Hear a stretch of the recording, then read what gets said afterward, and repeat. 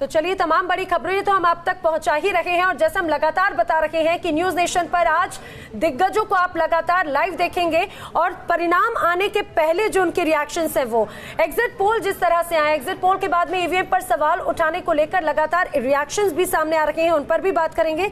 लेकिन मुझे लगता है दीपक जी अब जयराम जी का रुख करना। जी हाँ, जयराम ठाकुर जी हमारे साथ जुड़ गए हैं शिमला से। जयराम ठाकुर जी, क्या आपको लगता है कि ये चुनाव 5 साल के मोदी कामकाज के सरकार के साथ साथ आपके 1 साल के कामकाज की भी परीक्षा कर रहे हैं? यानी हिमाचल की जनता आपके 1 साल के कामकाज के आधार पर भी वोट देगी। क्या आप इसको अपनी सरकार के लिए एक तरह का रेफरेंडम मानते हैं?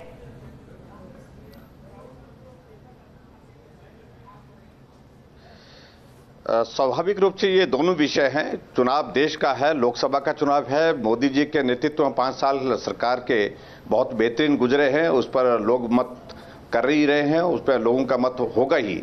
लेकिन उसके साथ साथ में मेरा ये मानना है कि हिमाचल प्रदेश सरकार का भी 1.25 साल का कार्यकाल, यानी कि 15 महीने का कार्यकाल जो हिमाचल प्रदेश में गुजरा है, उस पर भी बहुत बेहतर ढंग से जो योजनाएं हमने हिमाचल प्रदेश में चलाई है, उस पर लोगों का मत जाहिर होगा। और निश्चित रूप से मैं मानता हूं केंद्र सरकार और प्रदेश सरकार दोनों सरकार के लिए ये चुनाव जो है महत्वपूर्ण है। और हिमाचल प्रदेश में मैं उम्मीद करता हूं कि इस बार जो 1.25 साल के इस कार्यकाल में हमने काम किया है, उसमें लोगों ने खुल करके अपन मत जाहिर किया है, सहयोग दिया है, समर्थन दिया है। लेकिन जयराम जी, जिस तरह से 2014 के चुनाव में तो चारों की चारों सीटें बीजेपी ने अपने खाते में की थी, लेकिन इस बार जो एग्जिट पोल जो कहता है उसके अनुसार बीजेपी 1 सीट के नुकसान पर है। इसकी वजह क्या मानते हैं, क्या कहते हैं आप इसको लेकर?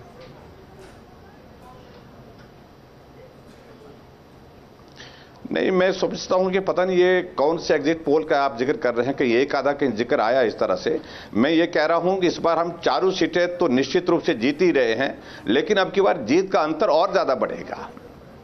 आपको लगता है जीत का अंतर बढ़ेगा, लेकिन एक बड़ा मुद्दा जिसको आपने महसूस किया हिमाचल चुनाव के दौरान, वो ये था कि शांता कुमार जी को 75 साल से ऊपर होने के कारण पार्टी ने इस बार टिकट नहीं दिया। आप पर जिम्मेदारी दी गई थी कि शांता कुमार पार्टी के खिलाफ कोई बयान ना दे दे या उनके समर्थक किसी तरह की नाराजगी ना व्यक्त कर दें। आप शांता कुमार को, प्रेम कुमार धूमल को पूरे चुनाव के अंदर साथ लेकर घूमते रहे। किसी ने किसी भी तरह का पार्टी विरोधी या उनके कार्यकर्ताओं ने कोई पार्टी विरोधी हरकत नहीं की। क्या आपको और हाईकमान को यह डर था कि कहीं इसका उल्टा खामियाजा भारतीय जनता पार्टी को ना भुगतना पड़े?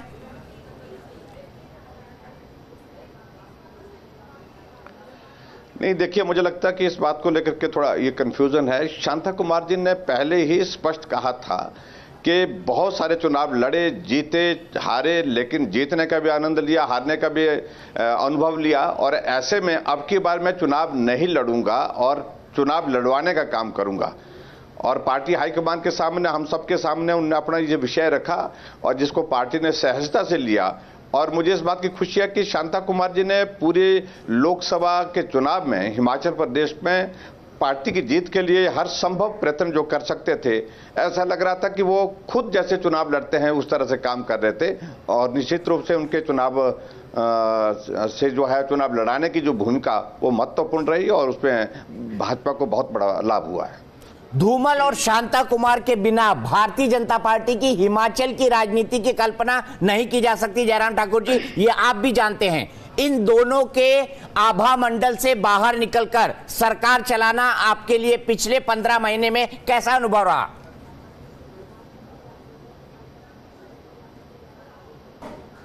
देखिए, मैं एक बात कहना चाहता हूं, पार्टी के नेतृत्व द्वारा लिया गया निर्णय हिमाचल प्रदेश में सरकार बना करके मुझे हर तरफ से शांता जी और धूमल जी से सहयोग मिला है। कोई एक भी वाकया ऐसा नहीं है जहां पर उनके सहयोग की कमी महसूस हुई हो। और मुझे इस बात की भी खुशी है कि दोनों के अनुभव का लाभ भी लेते हैं और पार्टी में दोनों से सलाह मशवरा भी करते हैं। और जहां आवश्यक होता है, जहां उनके सहयोग की हमको आवश्यकता महसूस होती है, वहां उनका सहयोग लेकर के पार्टी को मजबूत करने के लिए काम करते हैं। सरकार में भी हम उनका सहयोग लेते हैं। ऐसे में मुझे लगता है कि ऐसा नहीं है कि जो बातें आप तक आती होंगी कहीं लोगों के मन में रहती होंगी। हिमाचल की राजनीति में नया नहीं हूं मैं भी पिछले 22 सालों से विधायक हूं और 22 सालों से विधायक होने के साथ साथ मैं पार्टी का अध्यक्ष रह चुका हूं। और जब अध्यक्ष था, पार्टी को बहुत बड़ी जीत उस वक्त हासिल हिमाचल प्रदेश में मिली, और उसके साथ साथ मैं हिमाचल प्रदेश में मंत्रिमंडल में भी रह चुका हूं। उस दृष्टि से ऐसा नहीं था कि मैं पहली बार ही चुनाव लड़ करके आया हूं और चुनाव लड़ करके मुझे इस दायित्व पर दिया गया है। लेकिन सबका अनुभव इसका लाभ लेते हैं और सबका सहयोग इसका भी हम लाभ लेते हैं। और आज मुझे इस बात की खुशी है कि पिछले 15 महीने के कार्यकाल में हिमाचल प्रदेश में सबके सहयोग से सरकार को बेहतरीन ढंग से चलाने में हम सफल हुए। तो जयराम जी, एक लंबे राजनीतिक करियर के साथ में ये कहा जाए कि आपने जनता की हर नफ्स को जरूर समझा होगा, यहाँ के जो मौजूदा मुद्दे हैं आपने उनको बहुत अच्छे से समझा होगा। तो इस बार 2019 के चुनाव के मुद्दों की अगर बात करें तो आपको क्या लगता है, किन मुद्दों के साथ में आप जनता के बीच में पहुंचे थे, या फिर यहाँ पर भी मोदी फैक्टर जरूर कहीं ना कहीं आपको उनसे भी बहुत उम्मीद थी?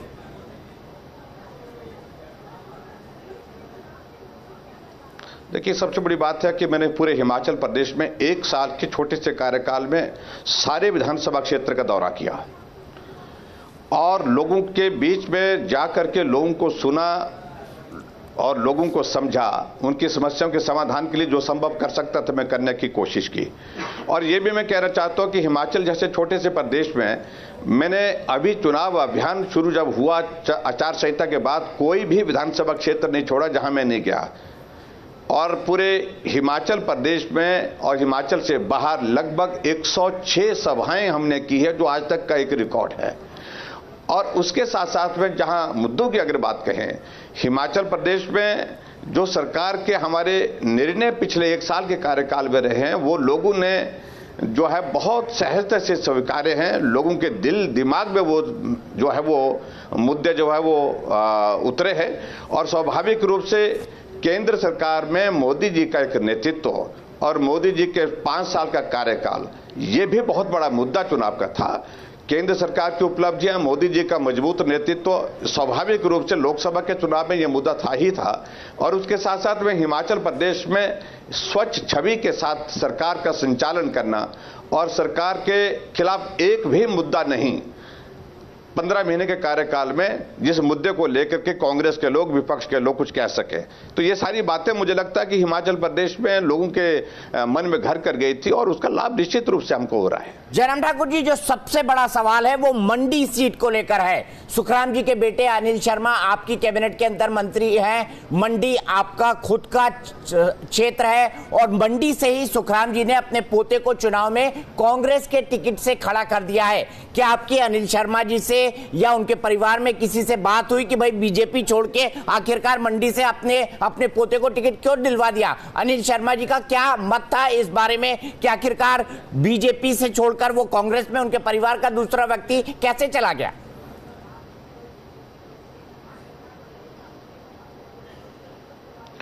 देखिए, इस बात को लेकर के आपको मालूम ही है, उनके सामने, पंडित सुखराम के सामने परिवार, बेटा रह गया, बेटा हो गया तो पोता रह गया, और ये क्रम उनका नहीं रुक पा रहा था।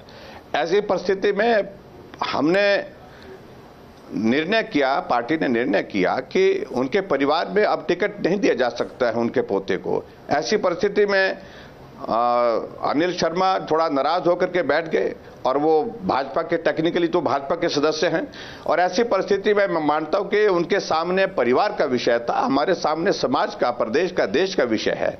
और ऐसी परिस्थिति में हमने निर्णय किया, हम पार्टी के लिए काम कर रहे हैं और आप भी पार्टी के लिए काम करिए, लेकिन उन्होंने पार्टी के लिए काम नहीं किया, ये बात सच है। और ऐसी परिस्थिति में मैं देखता हूं कि वो अपने आप को बहुत बड़ा नुकसान कर गए हैं। और मुझे लगता है कि सबसे बड़ी राजनीतिक भूल अगर पंडित सुखराम की और उनके बेटे अनिल शर्मा की रही होगी तो ये जिंदगी की सबसे बड़ी भूल है, जिसमें उनको जिंदगी भर पछताना पड़ेगा। उनने जो कमाया था वो खोया है, और निश्चित रूप से मंडी लोकसभा क्षेत्र में भाजपा की जीत, बड़ी जीत होगी।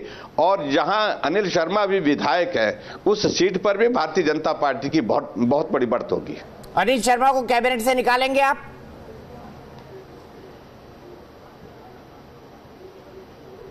नहीं, उनको कैबिनेट से निकाल दिया है, उनने रेजिग्नेशन दिया, हमने स्वीकार किया है। जयराम ठाकुर जी, और जो सबसे महत्वपूर्ण बात है वो ये है कि जो लोअर हिमाचल का पूरा इलाका है वो सैनिकों के परिवारों से पूरी तरह से जुड़ा हुआ है और ज्यादा से ज्यादा अर्धसैनिक बलों के, सैन्य बलों के लोग वहां पर काम करते हैं। बालाकोट की एयर स्ट्राइक का मुद्दा और सर्जिकल स्ट्राइक का मुद्दा उन लोगों के बीच, उन लोगों के परिवारों में किस तरीके से चला?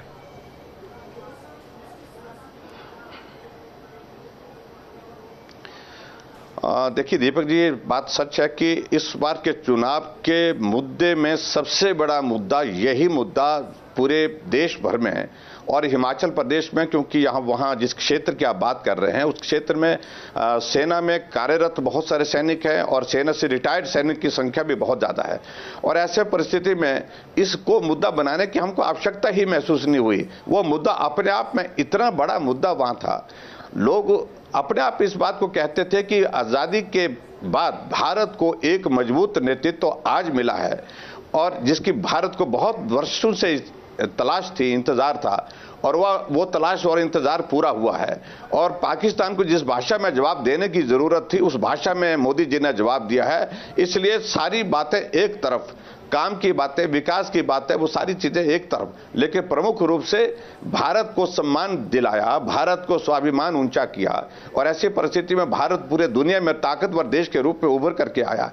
ये मुझे लगता है कि ये बहुत बड़ा मुद्दा सिर्फ सैनिकों के परिवारों में नहीं, सैनिकों के बीच में ही नहीं, लेकिन आम जनमानस में पूरे भारत भर में था और हिमाचल प्रदेश में भी इसका बहुत बड़ा असर हुआ है। लेकिन एक आखिरी सवाल जयराम ठाकुर जी, ईवीएम को लेकर कई सारे सवाल उठ रहे हैं। ईवीएम को लेकर विपक्षी दल इलेक्शन कमीशन से भी मिले हैं। उनका मानना है कि मतगणना से पहले ही वीवीपैट का मिलान होना चाहिए और अगर वीवीपैट जो निश्चय तयशुदा किए गए ईवीएम के साथ अगर वीवीपैट का मिलान नहीं होता है तो फिर 100% वीवीपैट का मिलान किया जाना चाहिए। आप विपक्षी पार्टियों की इस मांग के बारे में क्या सोचते हैं?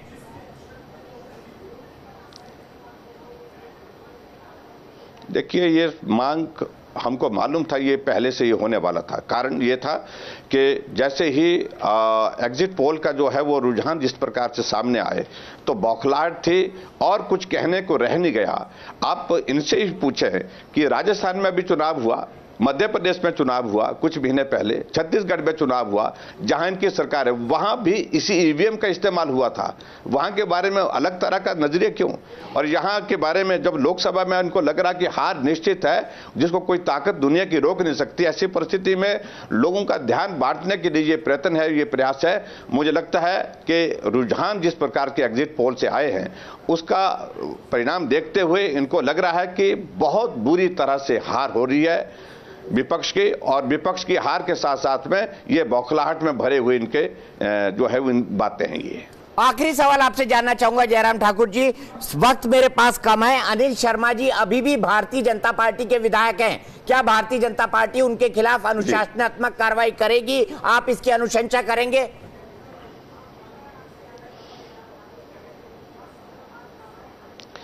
देखिए, उनके खिलाफ जो है चुनाव के दिनों में कुछ कैंपेन के कुछ हमारे पास कुछ फैक्ट्स आए हैं जिसमें वो कांग्रेस के कैंडिडेट के लिए, अपने बेटे के लिए जो है वोट मांग रहे हैं। उन सारी बातों को लेकर के हम विचार करेंगे। उनकी टेक्निकली वो भाजपा के सदस्य हैं और किसी भी दल के लिए भाजपा के सिवाय वोट नहीं मांग सकते थे, और ऐसी परिस्थिति में जब कांग्रेस के लिए वोट मांगे हैं, ये हम इसको एग्जामिन कर रहे हैं कानूनी तौर पर, और निश्चित रूप से आने वाले समय में इस पर कोई निर्णय करेंगे। पार्टी की ओर से जो हमको निर्णय होगा उस निर्णय को करेंगे, और ऐसे में अनिल शर्मा की सदस्यता विधानसभा से भी जा सकती है। तो मतलब आप इस बारे में सोच रहे हैं कि अनिल शर्मा की सदस्यता को विधानसभा से खत्म किया जाए, क्योंकि कैबिनेट से तो इस्तीफा दे ही सकते हैं, दे ही चुके हैं वो।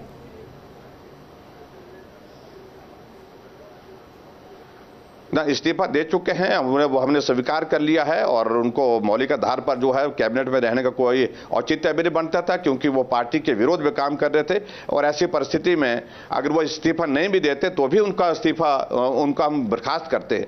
लेकिन अभी जो फिलहाल जो परिस्थिति है, जो टेक्निकली भाजपा के सदस्य हैं वो किसी के लिए कैंपेन नहीं कर सकते थे इलेक्शन में, लेकिन फिर भी उन्होंने अपने बेटे के लिए चोरी छुपे कैंपेन की है। उसकी कुछ एक रिकॉर्डिंग क्लिपिंग्स हमारे पास पहुंची हैं, उसको हम एग्जामिन कर रहे हैं। उसके बाद निर्णय करेंगे। चलिए जयराम जी, आप हमारे साथ जुड़े, आपका बहुत शुक्रिया। और कल जिस तरह से अगर काउंटिंग के अगर रिजल्ट्स आने की जो बात आपने कही है, आपका दावा है कि चारों की चारों सीटें आप लेकर आएंगे, आपको उसके लिए शुभकामनाएं भी। तो जयराम ठाकुर को आप सुन रहे थे, तमाम अहम मसलों पर उन्होंने न्यूज नेशन से खास बातचीत की। कुछ इसी तरह से आगे भी बड़े दिग्गजों से लगातार लाइव चर्चा जारी रहेगी। रुक रहे एक छोटे से ब्रेक के लिए।